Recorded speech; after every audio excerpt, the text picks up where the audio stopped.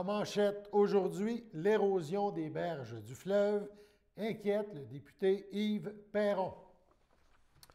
Bonjour à tous et bienvenue à votre bulletin d'information sur les ondes de CTRB, votre télévision locale et régionale, aujourd'hui le 16 février. On a parlé en manchette de l'érosion des berges, on y reviendra dans quelques instants, mais on poursuit notre dossier sur la persévérance scolaire. On vous fait entendre la suite de l'entrevue amorcée hier. Les journées donc de la persévérance scolaire retiennent bien sûr l'attention dans la Naudière présentement. Il y a quelques jours, CTRB a rencontré Anne-Marie Picard, qui est directrice générale du CREVAL, le comité régional pour la valorisation scolaire. Voici donc la conclusion de cette entrevue. Ça pour dire que la MRC de Dautrey n'est pas en reste, là, puis qu'elle participe vraiment activement aux Journées de la persévérance scolaire. Donc, ça devrait être 2 semaines de couronner succès qui va encourager nos jeunes à se rendre à la semaine de relâche et après ça, terminer l'année. On espère que ça va bien se dérouler et que tout ce que vous m'avez parlé de tous ceux qui sont entourés on pourrait dire, dans la persévérance des jeunes, bien, se mettent ensemble vraiment pour aider à la diplomation, on pourrait dire, à avoir une belle fin d'année. On l'espère, puis juste mentionner que les Journées de la persévérance scolaire, c'est un moment dans l'année pour se rappeler que tous les adultes, autant vous que moi, on a un rôle à jouer au niveau de la réussite éducative. On est là pour aider les jeunes c'est pas pour rien que le slogan cette année, c'est merci d'être des porteurs de sens. Les adultes, on est là pour jaser avec les jeunes, s'intéresser à ce dans quoi ils étudient, s'intéresser aussi à leurs rêves, à leur aspiration professionnelle, les aider à développer leur autonomie, les aider à développer leur sentiment de compétence, leur rappeler qu'ils sont chanceux d'étudier dans un des meilleurs systèmes d'éducation du monde, puis qu'ils ont besoin de leur diplôme s'ils veulent aspirer puis vivre leurs rêves plus tard. S'épanouir, oui. C'est pas facile. La pandémie en rajoute une couche pour beaucoup. Donc, rappelons-nous d'être encore plus présents autour des jeunes, autour des adultes qui sont en formation actuellement. Parce que oui, c'est une clé, puis c'est un outil pour leur propre bonheur. Mais on se rappelle que le décrochage scolaire a des impacts économiques importants et qu'on a une responsabilité de développer un bassin de main-d'œuvre qualifié si on veut que la Naudière continue de se développer comme elle le fait présentement. Et je termine en vous disant que ce n'est pas pour rien que des entreprises comme Bridgestone, que les caisses Desjardins de la Naudière aussi sont des partenaires financiers de cette campagne-là, parce qu'ils comprennent que pour le développement de la Naudière, c'est important que nos jeunes poursuivent et réussissent leurs études et même au-delà, s'impliquent dans leur société. Et peut-être le petit conseil qu'on pourrait donner, vous avez des enfants, des petits-enfants, appelez-le, demandez-leur comment ça va à l'école, t'es bon, continue, juste des fois la motivation, comme vous dites, de gens de l'extérieur, je pense que c'est peut-être le message qu'on pourrait lancer cette semaine, participer à la persévérance scolaire, appelez les jeunes, puis dites-leur qu'ils sont bons, comme vous venez de dire, et que ça vaut la peine qu'ils continuent. Vous êtes mûrs pour être porte-parole, Mme Yvon. Un jour, vous me demanderez. Ça va me faire plaisir de vous aider. En tout cas, gênez-vous pas. Je sais qu'au CREVAL, vous avez toujours des beaux projets. L'été, là, je sais que vous avez toujours des projets de lecture et tout. On se reparle, puis on reparle de vos projets. Merci et bonne journée de la persévérance scolaire. Merci beaucoup, madame. Cette fois, à Saint-Ignace de Loyola, la persévérance scolaire a aussi été soulignée. Les élèves, lors de leur récréation, les élèves d'école primaire de l'endroit, lors de la récréation de l'avant-midi, ont en effet eu une belle surprise. Des parents et des dignitaires étaient présents pour les encourager à persévérer dans leurs études. On a fait du bruit pour bien motiver les jeunes, un tintamarre fort positif. CTRB était sur place. On regarde quelques extraits de ce coup de chapeau bruyant des parents et des dignitaires à l'endroit des jeunes pour qu'ils poursuivent leurs études.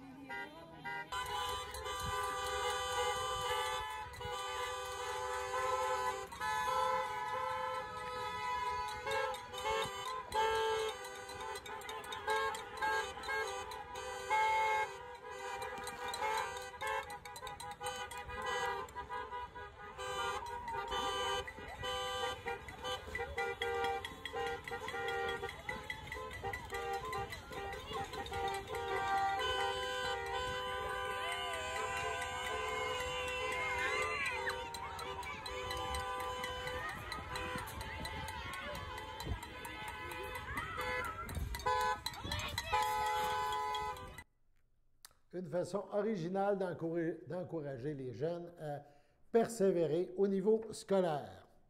On passe maintenant à notre manchette. Yves Perron mobilise municipalités et citoyens riverains pour l'obtention d'un programme de protection des berges. Le député de Berthier-Masquinongé, Yves Perron, a tenu en visioconférence récemment, une visioconférence avec des maires des municipalités riveraines de sa circonscription afin de discuter de la problématique de l'érosion des berges du fleuve et d'échanger au sujet des pistes de solutions possibles dans le but de presser le gouvernement à l'établissement d'un programme de protection des rives. C'est dans un élan de solidarité pour les riverains qu'il invite toutes les municipalités, les citoyennes et les citoyens du comté à participer à la démarche CTRB. En a jasé avec lui. On va terminer avec un autre sujet qui vous tient à cœur. Je pense que vous avez eu des rencontres dernièrement avec des côtés, on pourrait dire, de la rive sud du fleuve Saint-Laurent. C'est la fameuse érosion des berges. Je pense que c'est un dossier qui vous tient à cœur et que vous voulez justement encore amener le gouvernement à s'impliquer dans ce dossier-là. Pouvez-vous nous en parler aussi de l'avancement du dossier et de la fameuse pétition là, qui est lancée là? Avec plaisir. En fait, la démarche, elle est fort simple. L'idée, c'est qu'un politicien tout seul derrière un micro, puis avoir l'air bien intelligent, mais il n'y a pas beaucoup de poids. L'idée, c'est de susciter une démarche citoyenne. Puis ça, j'ai pas beaucoup d'efforts à faire parce que les villes sont bien tannées de ne pas avoir d'appui. C'est depuis les années 90 que le fédéral s'est retiré de cette responsabilité-là, qui vise à investir, à aider financièrement les municipalités riveraines et les citoyens à protéger leur terrain. Il y a eu des infrastructures qui avaient été construites à ce moment-là qui ont manqué d'amour, je vous dirais ça comme ça, qui sont dans un état de décrépitude. Il y a des investissements importants à faire. J'ai des municipalités dans la circonscription qui ont dû procéder à des travaux d'urgence pour sauver des portions de route. Là. On rit plus, là. C'est pas... j'ai perdu un pied de terrain. Là. Des fois, c'est la moitié du terrain. C'est des arbres matures qui s'en vont dans l'eau. Bientôt, ce sera les maisons des résidents qui seront menacées. Puis le fédéral fait ça comme ça, puis il attend que ça passe, il attend qu'on arrête d'en parler. Ça ne marchera pas comme ça. Donc, on a rencontré tous nos maires riverains avec Xavier Barcelou-Duval, qui est notre député dans Pierre Boucher, les Patriotes Verchères, qui lui travaille ce dossier-là depuis 2015. Et dans sa circonscription, les gens se sont organisés. Après avoir fait la pétition, ils ont lancé un recours collectif qui a été approuvé l'automne dernier. Ce sont de très longues démarches. Puis le dénouement de ce recours collectif-là, on ne sait pas ça va être quand non plus. Donc, au pire, on va se mouler sur cette démarche-là, puis on va y aller nous autres aussi en recours collectif. Mais là, on suit les étapes. On est en train, vous savez que j'ai une pétition qui circule, nous avons une pétition qui circule, que j'ai parrainée, une pétition d'un citoyen. Donc, j'invite toute la population à aller signer sur le site de la Chambre des communes. Vous pouvez visiter ma page Facebook, ma page web, pour trouver le lien de la pétition. C'est très important de la signer, et c'est la même que l'été dernier, mais à cause de l'élection, la dernière a été annulée à cause de l'élection. Donc, c'est important de signer de nouveau, même si vous l'aviez déjà signé. Votre signature n'existe plus. Il faut signer cette version-ci qu'on pourrait déposer là, à la mi-mars. En parallèle avec ça, les maires des municipalités devraient voter des résolutions d'appui que je pourrais déposer en même temps pour donner plus de poids politique à la démarche. Et l'idée, c'est que je ne suis pas un sauveur là-dedans. L'idée, c'est que j'accompagne les gens de ma circonscription, les citoyens des municipalités, puis je coordonne, si vous voulez, les pressions vers le gouvernement fédéral. Puis, ce qu'on veut, c'est l'établissement d'un programme. Et si ça ne bouge pas, bien, nous autres aussi, on ira au recours collectif. Okay. C'est ça. Mais est-ce que le recours collectif qui est proposé, là, qui est en discussion, est-ce que ça peut-tu aider au niveau de la jurisprudence aussi, en voulant dire, si celui-là est accepté, si la cause est positive et en faveur des plaignants, est-ce que ça va être plus facile de faire par la suite de la jurisprudence ou il faut tout recommencer parce qu'au gouvernement, ils vont dire c'est pas la même morphologie, c'est pas la même section de fleuve, c'est pas la même section de cours d'eau? C'est sûr qu'il y a toutes ces questions-là qu'il faut se poser, mais la jurisprudence, clairement, va quand même compter, là. C'est sûr que c'est pour ça que là, se joindre au recours collectif de la Rive-Sud, c'est pas clair qu'on peut faire ça. Puis les gens non plus, ça fait longtemps qu'ils sont dans leur démarche, ne veulent pas nécessairement compromettre leur chance de succès. Mais nous, c'est pour ça que j'avais invité Xavier, pour qu'il explique aux maires quelles sont les démarches qui ont été faites là-bas et qu'on entame la démarche ici aussi. Puis si on ne peut pas se joindre à leur locomotive, on va créer la nôtre. Puis on va y aller en recours collectif aussi. Okay. Mais l'idéal, c'est que nos pressions politiques, avec le recours collectif de la Rive-Sud, fassent comprendre au fédéral qu'il est temps qu'ils s'impliquent et que là, on lance un programme pour aider à la protection de l'érosion des berges. Parce qu'avec la gestion des niveaux d'eau, les inondations, les changements climatiques, c'est pas sur le bord de s'estomper, bien au contraire, cette problématique-là. Donc, je pense que c'est de sa responsabilité au gouvernement fédéral de s'en occuper. OK. Et il faut dire que ça s'adresse à tous. Donc, tout le monde peut aller signer la pétition, pas besoin d'être un riverain, là, dans le sens que... Absolument. Ça, il faut quand même le spécifier. Et point 2, je ne sais pas, vous allez être d'accord avec moi, on est tous impactés par justement cette érosion des berges-là, parce que ça peut toucher des usines de filtration. Veux pas, ça touche aussi ton, le loisir d'utiliser le fleuve comme plaisancier. Là, je veux dire, c'est pas juste parce que tu demeures sur le bord tu demeures pas sur le bord du fleuve, comme on dit, que ton besoin d'avoir accès au fleuve et de l'avoir accès de façon correcte est important aussi. Je pense que c'est ça qui est un petit peu la prémisse en arrière. Là. Exactement. Fait que merci de le mentionner, effectivement. Moi, j'invite toute la population à signer, que vous soyez riverain ou non, ne serait-ce que par solidarité pour les gens qui souffrent de cette situation-là. Et c'est avec le plus de monde possible qu'on va réussir à avoir les meilleurs résultats. OK. Vous, votre pétition, vous parlez vraiment du bord, on pourrait dire, de l'érosion des berges dans votre comté, où vous touchez n'importe qui aussi peut De façon générale. De façon générale. Bien sûr, l'action qu'on porte, là, c'est pour le comté, avec la mobilisation avec les maires, ainsi de suite, mais il n'est pas exclu que d'autres circonscriptions se joignent, mais de toute façon, la pétition, elle a une portée générale. Là. Donc, c'est pas spécifique sur Berthier-Masquinongé. C'est en général, tout le long de la voie maritime du Saint-Laurent, le fédéral devrait prendre ses responsabilités et aider les gens qui en souffrent à contrôler les problèmes d'érosion. OK. Donc, on se fait une invitation à tous. On peut aller justement sur votre site Internet de Yves Perron. On peut aller à la Chambre sur votre site au gouvernement, aussi à la Chambre des communes. On va le voir aussi, la pétition que vous avez mise. Exactement. Et le numéro de Yvesperron.Québec ou sur Facebook. Hein. OK. Le numéro de pétition, déjà, c'est... je ne l'ai pas devant moi. Ah, OK, je vais le spécifier en bas dans mon entrevue. Et là, je vois dans votre communiqué qu'on parle de 3700. Il faut se rendre à 5000, c'est ça, pour qu'elle soit valide? Il faut se rendre à plus que 500. La dernière fois, au mois d'août, on était rendu à 600. Là. Non, mais moi, j'ai ici, OK, c'est E3748, excusez-moi. Je voyais bon. C'est le code, excusez-moi, vous venez de le voir. Je pensais que c'était le nombre de personnes qui avaient participé à la pétition, mais c'est le numéro E3748. Et vous me disiez qu'il y avait environ 500 personnes à date? On était autour de 300, puis il faut se rendre à 500. Ah, OK, parfait. Mais on est bien confiant que ça va fonctionner, mais il faut continuer à en faire la promotion. Puis on a comme date limite, je veux juste être sûr qu'on donne les bonnes informations. Le 10 mars. Le 10 mars. Donc c'est un dernier mois, Signez-la tout de suite, c'est la meilleure façon. Sur ce, allons à la pause. Le samedi matin, dès 9h30, nos téléspectateurs sont invités au Super Bingo télévisé diffusé de nos studios de Berthierville. Depuis maintenant une vingtaine d'années, plusieurs adeptes de la télévision régionale se sont partagés un montant de 600 $ disponible chaque semaine lors de cette joute de bingo télévisé. Un animateur et 3 bénévoles se succèdent à la caméra dans le but de vous faire passer une petite heure agréable et payante le samedi matin. On peut se procurer les cartes de jeu chez les dépositaires autorisés participants, c'est-à-dire à Berthierville, le dépanneur Formule 1 rue Gilles Villeneuve, le marché IGA Extra sur la rue Gabrielle-Brissette, le marché Métro rue Notre-Dame, la pharmacie Proxime rue Frontenac, le garage Pétroté sur la rue Gilles Villeneuve et à Saint-Ignace-de-Loyola, le marché Aldo rang Saint-Michel, le dépanneur Le Magasin Esso sur le chemin de la Traverse. C'est un rendez-vous tous les samedis matins à 9h30 sur les ondes de CTRB, votre télévision régionale et communautaire.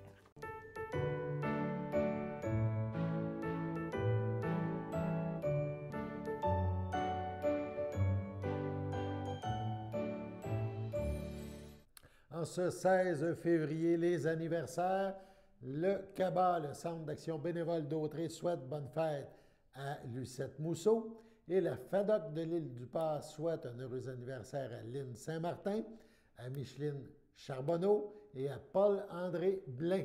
C'est votre anniversaire aujourd'hui, 16 février. Toute l'équipe de CTRB se joint à moi et vous souhaite bonne fête. CTRB a rencontré il y a quelques jours la notaire Marie-Ève Lavoie, aussi auteure. Son livre vulgarise le rôle du notaire. On a débuté l'entrevue, on vous a présenté la première partie de cette entrevue il y a quelques jours. Son livre, donc, est une invitation à cela. Elle vous invite, à vous procurer son livre. Voici donc la suite de cette entrevue amorcée sur nos ondes avec la notaire invitée. Tantôt, vous venez de je vais vous prendre au vol, vous parlez des condos. On vient justement, je pense qu'il y a vraiment des nouvelles règles et c'est peut-être là que la méconnaissance, quand tantôt vous disiez l'histoire tu vas voir le notaire quand tout est signé puis tout ça, mais c'est un des points peut-être les plus nébuleux encore, hein, le contrat de copropriété, parce que tu as l'acte de vente, mais il y a aussi un autre document qui s'appelle on pourrait dire le contrat, l'entente entre les copropriétaires, et c'est peut-être plus ça qui est encore plus important de savoir comment ça fonctionne, à la limite, que l'acte de vente. Là. Oui, effectivement, mais il y a une excellente section là, sur les condos, là, justement, qu'est-ce qu'il faut regarder exactement avant d'acheter. Donc, avant de passer chez le notaire, il y a des choses à vérifier super importantes. Là. Donc, on en fait mention justement dans le livre, et surtout avec les nouvelles lois qui s'en viennent, ça vient quand même changer la donne pas mal. Là. Donc, c'est important là, de bien s'informer encore là. Et en même temps, le livre vient démystifier la profession. Là. Donc, on va venir comprendre, on va venir expliquer aux gens qu'est-ce que votre notaire va faire dans votre dossier par la suite. Là. Donc, en même temps, non seulement ça l'aide les gens, ça donne des astuces, ça donne des conseils, mais aussi, on vient démystifier la profession là, qui est quand même très méconnue au Québec. On peut résumer, vous êtes d'accord avec moi, qu'avoir un notaire, c'est comme un médecin de famille. Quand on parle avec le même notaire, il est au courant de toute ton évolution dans ta vie. Il est capable de te conseiller au même titre là, dans toutes les étapes de ta vie, là, comme vous venez de parler, que ce soit au niveau des contrats, des testaments. Vous pouvez accompagner le client vraiment jusqu'à la fin de vie, malheureusement, là, mais... oui. Oui. En fait, moi, j'ai des clients, donc j'étais là pour leur premier enfant, l'achat de leur première maison, le chalet. Ensuite, leurs parents sont décédés, donc ils sont revenus me voir. Donc, honnêtement, moi, je suis très chanceuse d'avoir une superbe profession qui me permet d'être présente dans la vie des gens, autant dans les moments heureux que dans les moments malheureux. Donc, je suis vraiment présente dans tous leurs événements importants. Là. Et la dernière question, justement, vous me parlez des parents, c'est... On a le droit de choisir notre notaire comme on choisit un autre professionnel. C'est pas une obligation, comment je peux dire ça? C'est une obligation personnelle, dans le sens que je veux dire, c'est toi qui peux aller rencontrer quelqu'un. Ça ne devrait pas être imposé d'une certaine façon. Là. Non, en fait, c'est rarement imposé là, par qui que ce soit. Là. En fait, vous avez toujours le choix de votre notaire. Dans une transaction immobilière, c'est l'acheteur qui choisit. Mais sinon, là, en général, pour un testament, il faut que ça soit un fit, là, si je peux me permettre. Là. Donc, c'est comme un notaire de famille. Là. C'est un très bon terme là, que j'aime utiliser. C'est comme un médecin de famille. Donc, un notaire de famille, il faut que la relation se développe et vous êtes toujours libre, là, évidemment, de votre notaire. Mais vous me parlez, oui, que normalement, c'est l'acheteur là, qui choisit son notaire, mais il n'y a rien qui empêche de parler à son notaire à lui pour vérifier si, comme vendeur, si on a vraiment prévu toute la transaction comme il faut pour être sûr que la transaction se passe bien aussi. Là. Parce qu'on parle autant de servitude, vous parlez de certificat de localisation, de documents à jour. C'est vous qui êtes un peu la chasse gardée de toutes ces choses-là là, en tant que vendeur. Là. Exactement. Et là, ça revient au fait que justement, le notaire devrait être en amont dans le processus d'achat d'une maison. Donc, autant du côté acheteur que vendeur, chacun devrait aller consulter peut-être un notaire pour sa situation particulière, pour être sûr justement là, qu'il n'y a pas de problème qui va peut-être juste ressortir lors du notaire à la fin. Donc, c'est peut-être pas dernière minute qu'on veut savoir s'il y a un problème dans une transaction, c'est peut-être plutôt au début. Donc, là encore, un autre élément là, qui prouve là, qu'un notaire, c'est très important au début du processus. Donc, on rappelle le titre de votre livre, Super conseil de votre notaire, un livre à garder comme à votre table de chevet le soir avant de se coucher, lire un chapitre à la fois, puis pouvoir réfléchir sous ça. Le lancement se fait officiellement cette semaine, c'est bien ça? Oui, en fait, il sort officiellement le 9 février.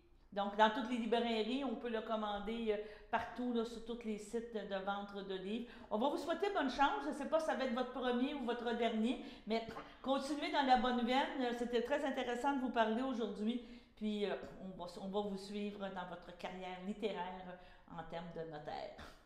Merci beaucoup. Bonne journée. Merci. Petite activité à faire dans la Naudière, la tournée des cantons de Rawdon vous invite à sa classique vintage qui aura lieu au village Canadiana les 26 et 27 février.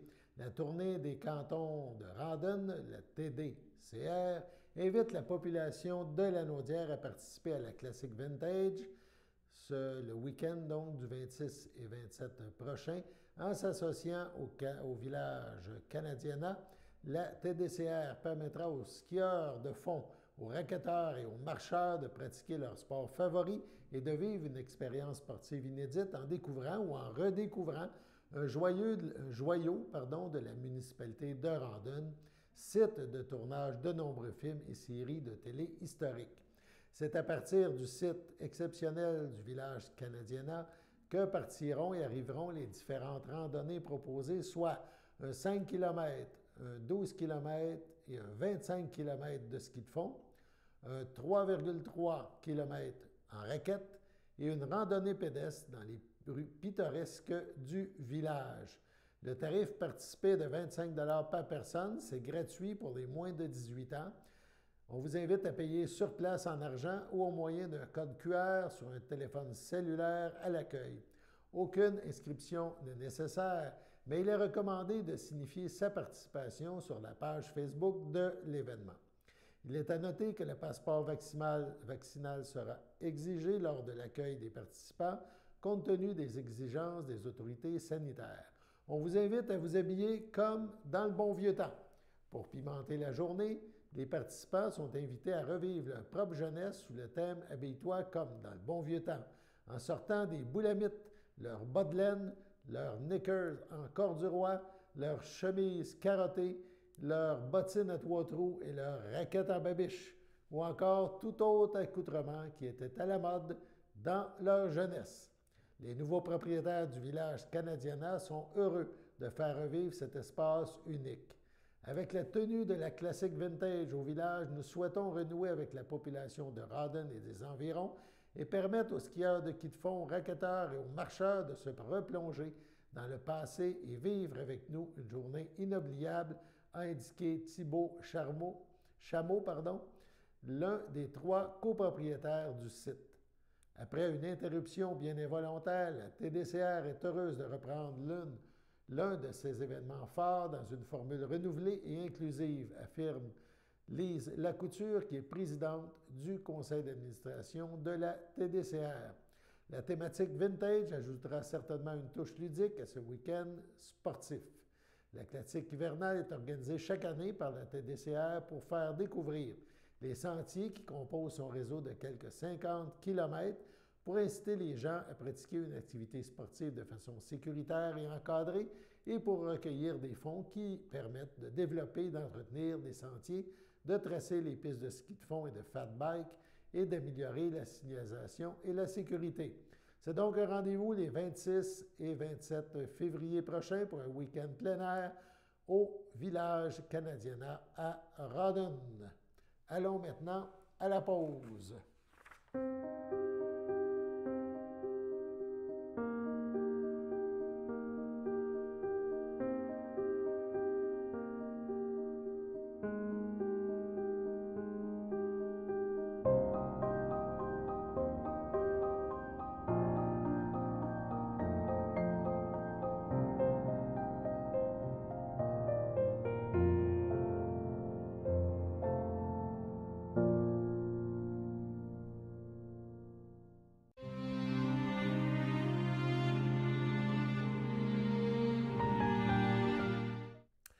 Joliette, le 12 février, à 81 ans, est décédé M. Jean-Guy Asselin, époux de feu Denise Camaère, demeurant à Lanoret.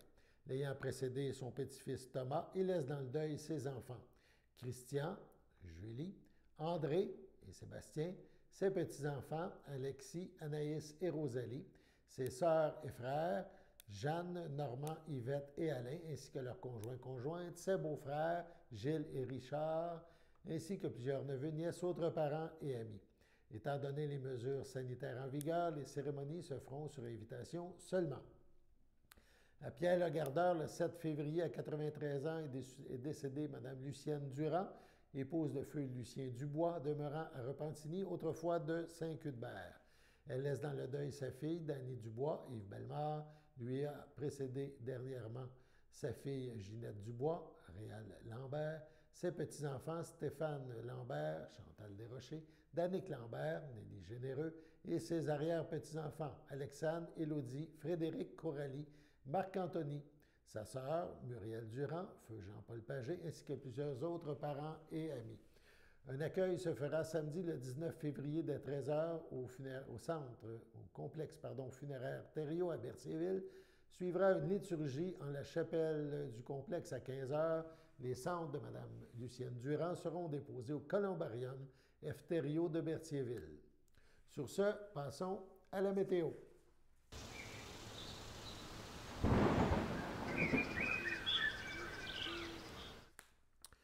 La météo, maintenant, on parle de temps gris pour les prochaines heures. En effet, en ce mercredi soir, pluie et neige sont au programme, donc de la grisaille à l'horizon pour aujourd'hui et demain et même vendredi. Donc, mercredi soir, pluie et neige, 2 degrés. On sera au-dessus de 0, mais ressenti moins 4. Dans la nuit, faible pluie, 3 degrés au mercure. On ressentira si on est à l'extérieur, cependant, moins 3. Jeudi, ça se réchauffe encore. La pluie est plus abondante. On parle de 5 degrés. Le ressenti sera de 0. Jeudi après-midi, la pluie augmente en intensité. On parle de 6 degrés. Ressenti 2 degrés. Donc, on sera nettement au-dessus du 0. Jeudi, on parle d'environ 10 à 15 mm de pluie. Les chances de pluie sont très fortes puisqu'elles sont plus de 90 %. Donc, il pleuvra jeudi, soyez-en pratiquement certains. Voilà, c'était vos informations sur les ondes de CTRB, votre télévision locale et régionale. Alain Bellumeur, au Pépitre, qui vous invite à être des nôtres demain. Bonne fin de journée.